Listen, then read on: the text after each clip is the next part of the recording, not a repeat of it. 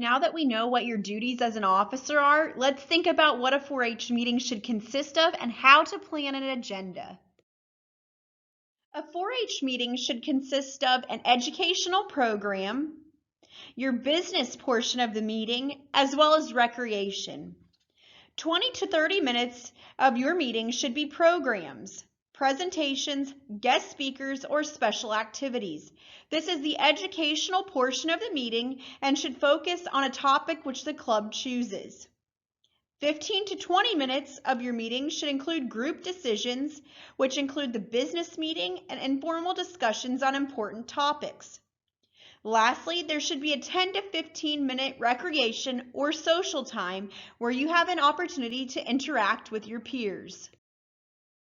Here's a sample agenda that incorporates everything from the previous slide. Your 4-H agent can provide you a downloadable copy of this sample agenda to make planning easier for you. Let's quickly review what should be included on your agenda. First and foremost, you should include the 4-H club name at the top of the agenda. Following that should be the location, date, and time of the meeting that's taking place. Your first order of business should be for the president to call the meeting to order. Following the call to order are the pledges, both American and 4-H, which should be led by 4-H club members. After the pledges, the secretary should call roll. After the secretary calls roll, they should read the minutes from the last meeting, and they should be approved by the membership. Following the secretary's minutes are the treasurer's report. The treasurer's report should be read by the treasurer. After the treasurer's report come the committee reports. Any and all committees which you have for your 4-H club should read reports during this portion of the meeting.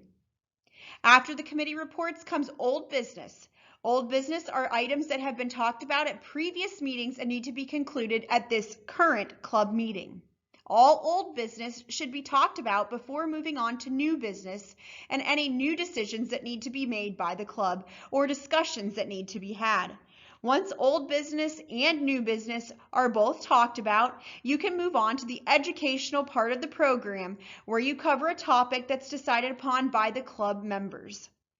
After the educational program, you will move on to the recreation where you can either play games, have snacks, or any type of peer activity. Finally, your club meeting should be adjourned or called to an end. Some additional tips for you as you plan your club meetings are to remember your club goals. Use club goals for planning meetings and your agendas. Think about timely topics, things that need to be talked about at that time of the year. For instance, if it is the month before your 4-H club show at the fair, what types of things should you be talking to your members about? If you have poultry, maybe you're talking about how to wash your birds correctly. If you have steers or pigs, maybe it's time to get your health certificates. Think about timely topics, things that need to be talked about that month. Most importantly, have fun. Remember to include fun activities in your meeting.